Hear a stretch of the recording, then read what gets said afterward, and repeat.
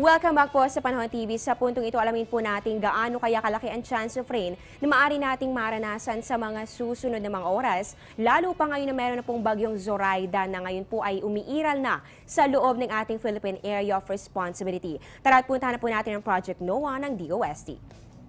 Ito po ang project ng website kung saan makikita po natin ang mapa ng Pilipinas na meron pong iba't ibang mga kulay.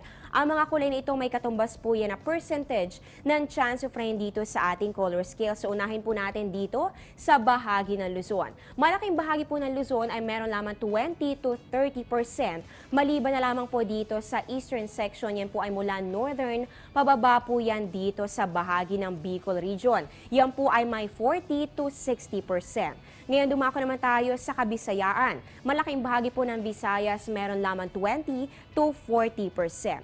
At dito naman po dumako naman tayo sa Mindanao area. Meron lamang po yan 20 to 30% sa susunod na 1 hanggang 4 na oras. Maaring magkaroon pa ng mga pagbabago kaya para kayo mismo ay makita magdaling ito, puntahan lang pong aming website sa www.panahon.tv at nandito rin po ang link para mapuntahan ninyo ang Project NOAA ng DOST.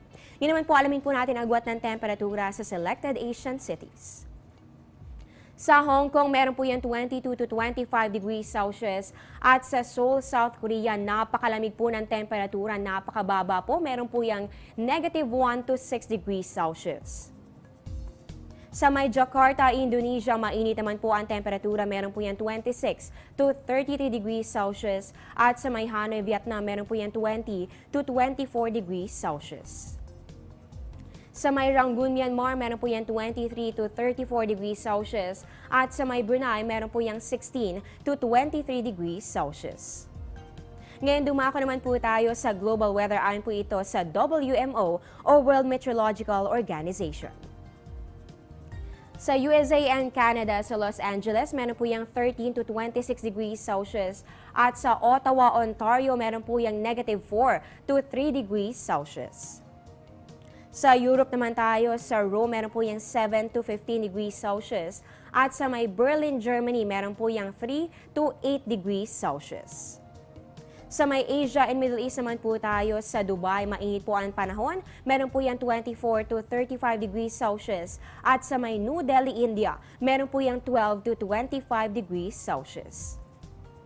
Panghuli na lang po natin sa Melbourne, meron po yung 11 to 20 degrees Celsius. At sa may Wellington, meron po yung 11 to 15 degrees Celsius. Mamaya po malalaman natin ang question of the day, kaya naman tutok lamang sa Panahon TV. Magbabalik pa po kami matapos ang ilang mga paalala.